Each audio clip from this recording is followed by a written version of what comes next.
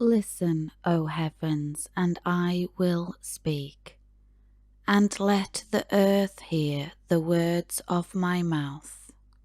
Let my teaching drop as the rain, my speech distill as the dew, as the light rain upon the tender grass, and as the spring showers upon the herb. For I proclaim the name and presence of the Lord. Ascribe greatness and honour to our God. The rock, his work is perfect, for all his ways are just. A God of faithfulness, without iniquity, injustice, just and upright is he. They, Israel, have acted corruptly toward him. They are not his children, because of their moral defect, but are a perverse and crooked generation. Do you thus repay the Lord, O foolish and unwise people? Is not he your Father, who has acquired you as his own? He has made you and established you as a nation. Remember the days of old. Consider the years of many generations. Ask your father, and he will inform you, your elders, and they will tell you. When the Most High gave the nations their inheritance, when he separated the sons of man, he set the boundaries of the peoples, according to the number of the sons of Israel. For the Lord's portion and chosen share is his people. Jacob, Israel, is the allotment of his inheritance. He found him in a desert land, in the howling wasteland of a wilderness. He kept circling him. He took care of him. He protected him as the apple of his eye.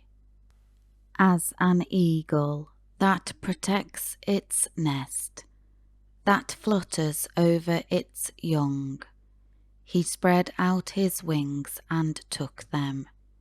He carried them on his pinions. So the Lord alone led him. There was no foreign god with him.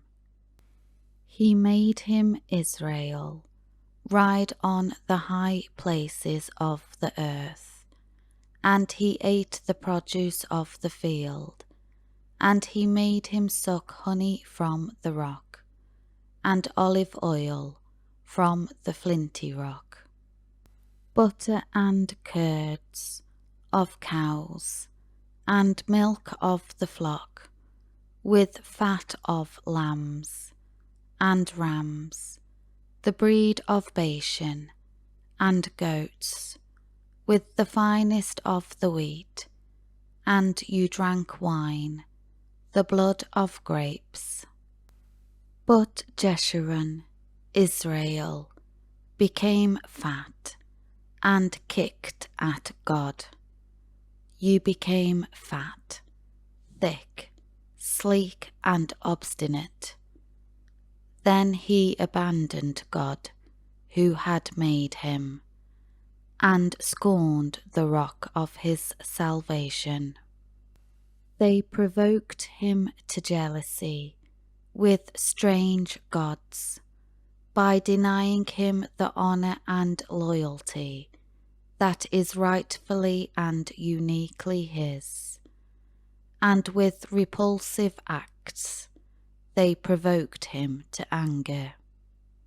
They sacrificed to demons, not to God, to gods whom they have not known, new gods who came lately, whom your fathers never feared.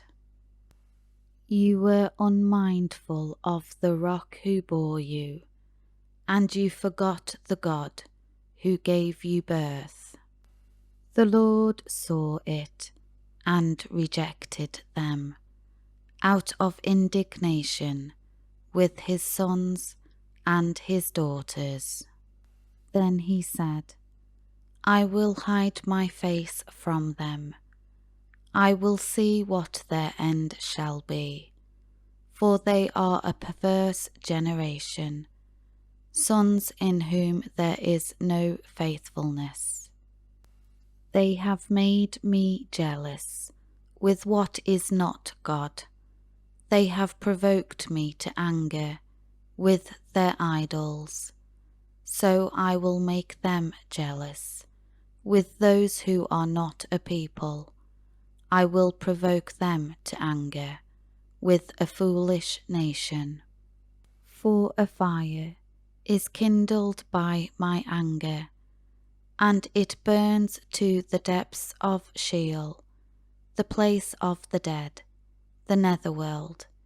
It devours the earth with its yield, and sets on fire the foundations of the mountains. I will heap misfortunes on them. I will use my arrows on them. They will be wasted by hunger, and consumed by plague, and a bitter destruction. And I will send the teeth of beasts against them, with the venom of crawling things of the dust. Outside the sword will bereave, and inside the chambers terror, for both young man and virgin, for the nursing child, and the man of grey hair. I would have said, I will cut them to pieces, scattering them far away. I will remove the memory of them from men. Had I not feared the provocation of the enemy, that their adversaries would misjudge, that they would say, Our own hand has prevailed, and the Lord has not done all this. For they are a nation devoid of counsel, and there is no understanding in them. Oh, that they were wise, that they understood this, that they could discern their future and ultimate fate. How could one chase 1,000, and two put 10,000 to flight, unless their rock had sold them, and the Lord had given them up? For their rock is not like our rock. Even our enemies themselves judge this. For their vine is from the vine of Sodom, and from the fields of Gomorrah. Their grapes are grapes of poison, their clusters bitter. Their wine is the venom of serpents, and the deadly poison of vipers. Is it not laid up in store with me, sealed up in my treasuries? Vengeance is mine, and retribution. In due time their foot will slip, for the day of their disaster is at hand, and their doom hurries to meet them. For the Lord will vindicate his people, and will have compassion on his servants, when he sees that their strength hand is gone, and none remains, whether bond or free. And he will say, Where are their gods, the rock in which they took refuge? Who ate the fat of their sacrifices, and drank the wine of their drink offering. Let them rise up and help you. Let them be your hiding place. See now that I am He, and there is no God besides me. It is I who put to death, and I who give life. I have wounded, and it is I who heal, and there is no one who can deliver from the power of my hand. Indeed, I lift up my hand to heaven, and say, swear an oath, as I live forever. If I sharpen the lightning of my sword, and my hand takes hold of judgment, I will render vengeance on my adversaries, and I will repay those who hate me. I will make my arrows drunk with blood, and my sword will devour flesh, with the blood of the slain and the captives, from the heads of the leaders of the enemy.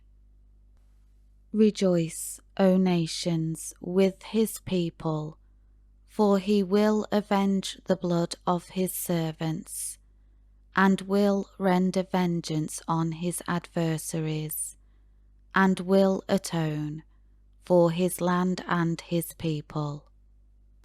Then Moses came and spoke all the words of this song in the hearing of the people, he and Joshua the son of Nun. When Moses had finished speaking all these words to all the people of Israel, he said to them, take to heart all the words of warning which I am speaking to you today, and you shall command your children to observe them carefully, to do all the words of this law. For it is not an empty or trivial matter for you. Indeed, it is your very life.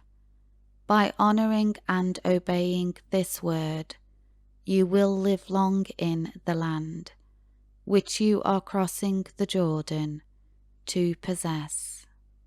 And the Lord said to Moses that very same day, go up to this mountain of the Abarim, Mount Nebo, which is in the land of Moab, opposite Jericho, and look at the land of Canaan, which I am giving to the sons of Israel as a possession.